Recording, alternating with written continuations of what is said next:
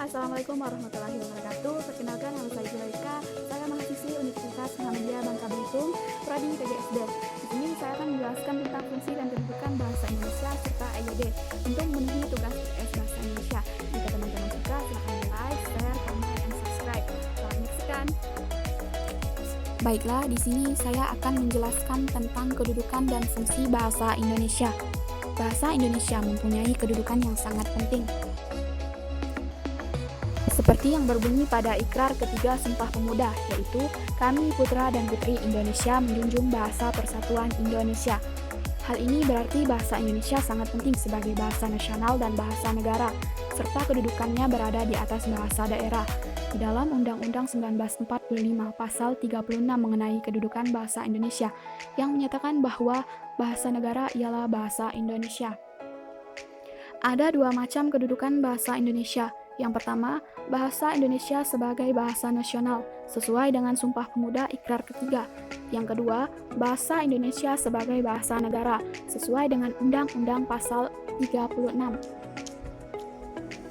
Di dalam kedudukan sebagai bahasa nasional, bahasa Indonesia mempunyai 4 fungsi.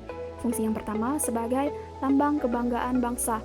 Sebagai lambang kebanggaan bangsa, bahasa Indonesia mencerminkan nilai-nilai sosial budaya yang mendasari lambang kebangsaan kita, di mana kita sebagai generasi penerus bangsa, bahasa Indonesia harus kita pelihara dan kita kembangkan. Yang kedua, sebagai lambang identitas nasional. Sebagai lambang identitas nasional, bahasa Indonesia selalu dijunjung. Kita sebagai generasi penerus bangsa harus mengembangkan serta melestarikannya, supaya bersih dari unsur-unsur bahasa lain. Yang ketiga, sebagai alat perhubungan antar warga, daerah, dan suku bangsa. Berkat adanya bahasa nasional, kita dapat berkomunikasi atau berhubungan dengan daerah yang lain. Yang keempat, sebagai alat pemersatu bangsa, di mana yang memiliki latar belakang budaya yang berbeda-beda, sehingga dapat menjadikan satu kesatuan yang utuh. Selanjutnya, di dalam kedudukan sebagai bahasa negara, bahasa Indonesia mempunyai 4 fungsi. Yang pertama, sebagai bahasa resmi kenegaraan. Bahasa Indonesia dipakai dalam upacara, peristiwa, ataupun kegiatan kenegaraan, termasuk dalam pembuatan dokumen-dokumen serta surat-surat yang dikeluarkan oleh pemerintah. Yang kedua, sebagai bahasa penghantar di dunia pendidikan, mulai dari TK sampai dengan perguruan tinggi di seluruh Indonesia. Yang ketiga, sebagai alat penghubung untuk kepentingan perencanaan dan pelaksanaan pembangunan. Yang keempat, sebagai alat pengembang kebudayaan dan iptek. Dalam hubungan ini, bahasa Indonesia adalah satu-satunya alat untuk mengembangkan kebudayaan nasional sehingga memiliki ciri-ciri dan identitas. Demikian kedudukan dan fungsi bahasa Indonesia. Jadi dapat disimpulkan bahwa bahasa Indonesia sebagai bahasa nasional dan sebagai bahasa negara. Selanjutnya, saya akan bahas tentang ejaan yang disempurnakan dan tanda baca. Ejaan ialah keseluruhan sistem dan peraturan penulisan bunyi bahasa untuk mencapai keseragaman. Ejaan yang disempurnakan merupakan tata bahasa dalam bahasa Indonesia, penggunaan bahasa Indonesia dalam tulisan. Secara umum, hal-hal yang diatur dalam EYD adalah penulisan huruf, termasuk huruf kapital dan huruf miring. Yang kedua, penulisan kata. Yang ketiga, penulisan tanda baca. Yang keempat, penulisan singkatan dan akronim. Yang kelima, penulisan angka dan lambang bilangan. Yang keenam, penulisan unsur serapan.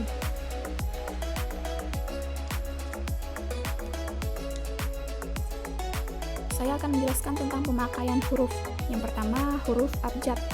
Ada huruf A, B, C, D sampai dengan Z. Yang kedua, ada namanya huruf vokal, yaitu huruf A, I, U, dan E, O.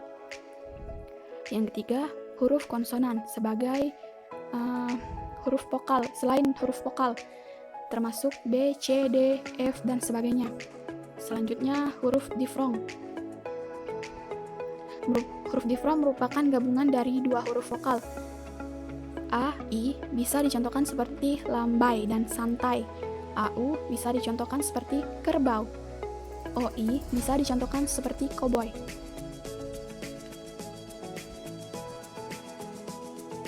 Yang terakhir ada huruf konsonan.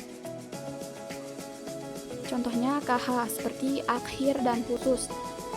NG atau yang dibaca ong seperti contohnya bangunan dan pulang. ketiga, NY dibaca NY seperti nyatanya. SY seperti syarat. Selanjutnya, pemakaian huruf kapital dan garis miring. Huruf kapital dipakai sebagai huruf pertama pada awal kalimat. Bisa juga digunakan untuk ungkapan, nama gelar, kehormatan, untuk nama jabatan, nama orang, nama bangsa, dan yang berhubungan dengan ketuhanan. Yang kedua, huruf miring. Dalam cetakan dipakai untuk menuliskan nama buku, majalah, surat kabar yang dikutip dalam tulisan, nama ilmiah ataupun ungkapan asing lainnya.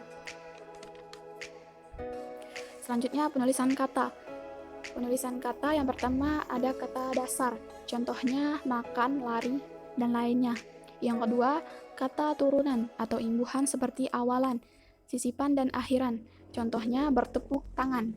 Yang ketiga, bentuk ulang, ditulis secara lengkap dan menghubungkan menggunakan tanda hubung baik yang berarti tunggal, jamak, dan berubah beraturan, contohnya lumba-lumba pada tunggal, anak-anak pada jamak, sayur-mayur pada berubah beraturan.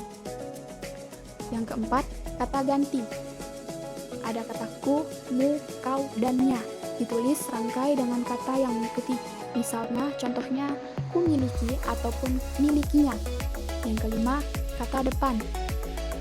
Di, ke, dari, ditulis terpisah dari kata yang mengikutinya. Contohnya, kemana, di sana. Yang keenam, kata si dan sang, ditulis terpisah dari kata yang mengikutinya. Contohnya, sang buaya, sang raja, dan sebagainya. Selanjutnya, ada singkatan dan akronim. Singkatan ialah bentuk istilah yang ditulis diperpendek terdiri dari huruf awalnya saja. Contohnya, NKRI, yang diperpendek dari kata Negara Kesatuan Republik Indonesia. Akronim adalah singkatan yang berupa gabungan huruf awal, suku kata ataupun gabungan kombinasi huruf yang suku kata dan suku kata. Contohnya, rudal, yang disingkat dari peluru kendali. Yang kelima, selanjutnya, angka dan bilangan. Angka dan lambang bilangan. Angka dipakai untuk menyatakan lambang bilangan ataupun nomor. Contohnya 1, 2, 3, dan sebagainya. Ditulis dengan angkat bahasa Arab ataupun Romawi.